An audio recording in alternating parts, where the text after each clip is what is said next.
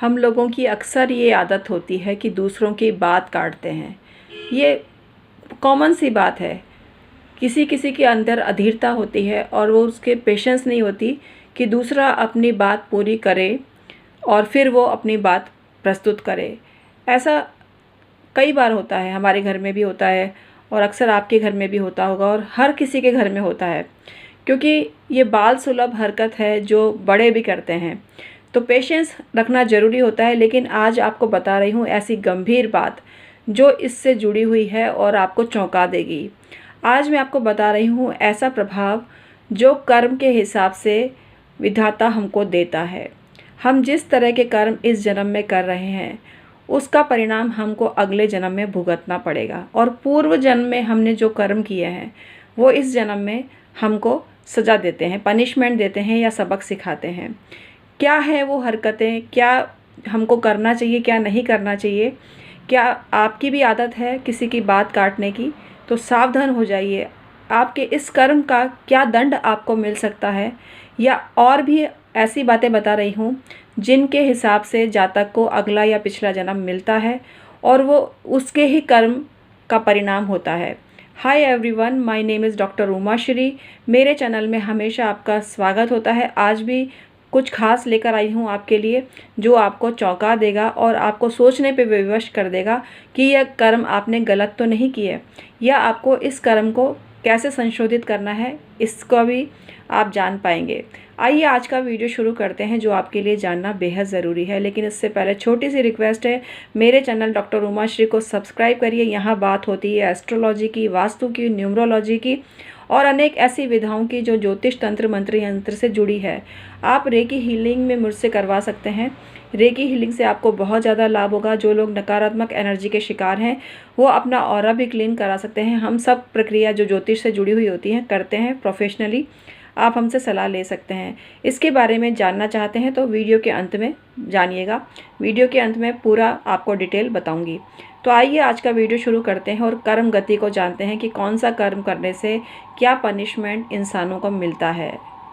जिस मनुष्य की आदत होती है दूसरों की बात काटने की, अगला अपनी बात कह रहा है उसको बीच में ही आपने काट दिया, तो मित्रों मैं आपको बता नहीं सकती इसका क्या परिणाम आपको भुगतना पड़ सकता है। आई एम तो सॉरी टू से, क्योंकि मैं तो शास्त्रों का ज्ञान आपको देती हूँ। शास्त्रों में जो वर्णित है उसी को आपको बताती हूँ। तो मित्रों, दूसरों की बात जो काटता है वो अगले या पिछले जन्म में गूंगा होता है। इस जन्म में जो मनुष्य गूंगा है वो उसके पिछले जन्म, पूर्व जन्म का परिणाम है। पूर्व जन्म में उसने किसी की बात को काटा होगा, इसलिए उसको ऐसा जन्म मिला। अगर आपकी भी आदत है, सावधान हो जाइए। अगर आपकी भी आदत है किसी की बात को काटने की, तो आपको ये दुष्परिणाम भुगतना पड़ सकता है अगले जन्म में। तो सावधान रहिए। आइए कुछ अन्य बातें आपको बताती हूँ जिसके हिसाब से अगला जन्म या पिछला जन्म आपका हो सकता है। जिस मनुष्य की आदत होती है दूसरे पर कुदृष्टि डालने की, बहुत से पुरुषों की आदत होती है, उनकी नज़र खराब होती है, गंदी नज़र होती है, और उनको देख के कुछ लोग कहते हैं कि आपको, महिलाओं को अच्छा एहसास फील नहीं होता। महिलाओं को अजीब व गरीब लगता है उनकी नज़र अगर उनके पर पड़ती है। तो ऐसा मनुष्य काना होता है। जो मनुष्य इस जन्म में काना है वो उसने पिछले जन्म में किसी महिला को बुरी दृष्टि से देखा होगा, कुदृष्टि से देखा होगा, और उसका फल उसको भुगतना पड़ रहा है। यदि कुदृष्टि से इस जन्म में कोई जातक किसी को देखता है तो अगला जन्म उसको काणे का मिलेगा। तो सावधान हो जाइए, अपने कर्म गति पर ध्यान दीजिए और किसी को भी बुरी नज़र से देखने की चेष्टा मत कीजिए। जो मनुष्य बहुत अहंकारी होता है उसके अंदर अहंकार कूट कूट के भरा होता है। स्वाभिमान और अहंकारी होने में फ़र्क है। स्वाभिमानी तो अच्छे सेंस में हम लेते हैं, लेकिन जो अहंकारी मनुष्य होता है, जिसको गुरूर होता है, अपने पैसे का गुरूर, अपने सुंदरता का गुरूर, वो उसके विनाश का कारण हो सकता है। और ऐसे मनुष्य को, जो अहंकारी होता है, कर्णहीन मनुष्य का जीवन मिलता है। यानी उसके कान नहीं होते, एक या दो कान नहीं होते। तो आप अपने कानों की सलामती चाहते हैं तो किसी को बुरी नज़र से देखना बंद कर दीजिए। जो मनुष्य वेदों और पुराणों की निंदा करता है वो अगले या पिछले जन्म में, मतलब इस जन्म में अगर कोई बहरा है, इसका मतलब ये है कि उसने पूर्व जन्म में वेदों और पुराणों की निंदा की थी। अगर कोई मनुष्य वेदों और पुराणों की निंदा इस जन्म में करता है तो इसका तात्पर्य ये है कि अगले जन्म में उसको बहरा बनना पड़ेगा। कुछ लोग कहते हैं अगला या पिछला जन्म किसने देखा है, तो ये बात बेबुनियाद है मित्रों। हम पिछले जन्म में भी विश्वास करते हैं और अगले जन्म में भी विश्वास करते हैं और कर्म गति में भी विश्वास करते हैं, क्योंकि हमारे शास्त्र बहुत विद्वान लोगों ने लिखे हैं और उनके शास्त्र मिथ्या नहीं हैं। हमारे पूर्वज और दैवज्ञ बहुत गुणी जन थे और उन्होंने जो हमारे लिए सार लिखा है हमारे जीवन में उपयोगिता वाला साबित होता है। तो इसको अवश्य ही जो लोग मानते हैं, मैं उनसे रिक्वेस्ट करूँगी कि इसको मिथ्या ना माने। ये सत्य है, 100% सत्य है हमारे शास्त्र। और हमारे शास्त्रों में जो बात लिखी हुई है बहुत विद्वानों ने लिखी है, बहुत मनन करके लिखी है, चिंतन करके लिखी है, रिसर्च करके लिखी है। पहले के लोग भी रिसर्च करते थे, आज के लोग भी कहते हैं हम रिसर्च करते हैं, लेकिन पहले के लोग तो बहुत गुणी थे। हम उनके मतलब था नहीं पा सकते, उनके गुणों को छू भी नहीं पाते। तो उनको सम्मान देते हुए आगे जानकारी आगे बढ़ाती हूँ। कई लोगों को हेयर प्रॉब्लम होती है। हेयर प्रॉब्लम होने वाली जो दशा है इसलिए होती है, जो व्यक्ति बहुत हिंसक होता है उसको बालों संबंधी परेशानी इस जन्म में भुगतनी पड़ती है, जिसने पिछले जन्म में हिंसा की हो।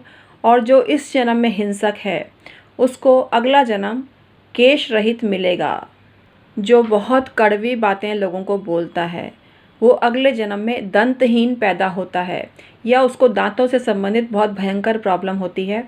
इसी प्रकार से इस जन्म में भी जो कड़वा बोलता है, लोगों को भद्दा भद्दा बोलता है, पिछले जन्म में उसने बोला होगा तो इस जन्म में उसको दांतों की प्रॉब्लम होती है।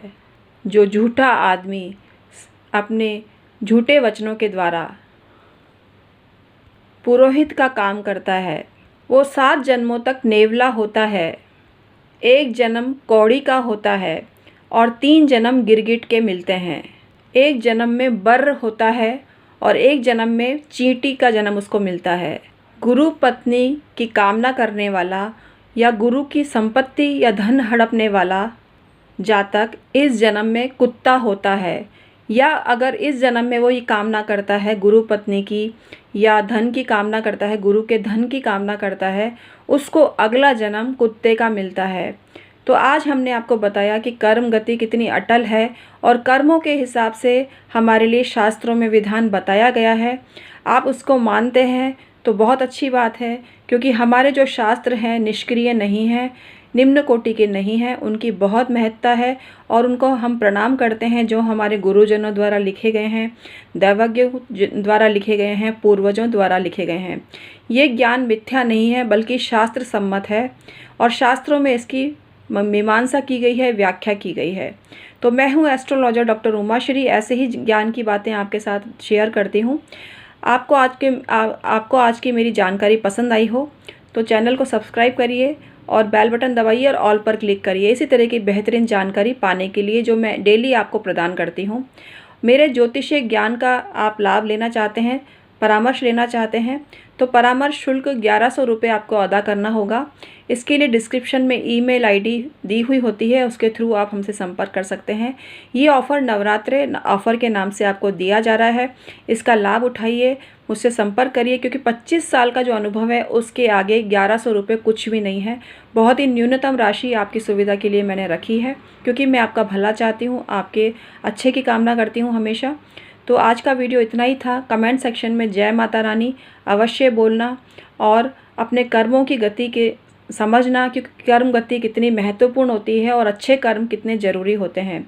जो मनुष्य हमेशा अच्छे कर्म करता है उसको भगवान अपने लोक में स्थान देते हैं और उसकी सद्गति होती है, जबकि जो मनुष्य गलत काम करता है और उनको सही मानता है उसको अपनी कर्म गति महसूस करनी चाहिए और अपने कर्मों को भुगतने के लिए तैयार होना चाहिए, क्योंकि भगवान के न्याय में देर है अंधेर नहीं है। आपको सज़ा मिल के रहती है अगर आप गंदा काम करते हैं, तो सुधर जाइए, अभी भी वक्त है। अपने कर्मों को संशोधित कर लीजिए। अपने कर्मों को जो समझ लेता है, पश्चाताप करता है, वो महान व्यक्ति होता है और उसको दंड नहीं देते हैं भगवान, बल्कि उसकी कर्म गति सुधर जाती है। तो आज का वीडियो अगर आपके लिए ज़रा सा भी हेल्पफुल रहा हो तो लाइक करना। Thank you.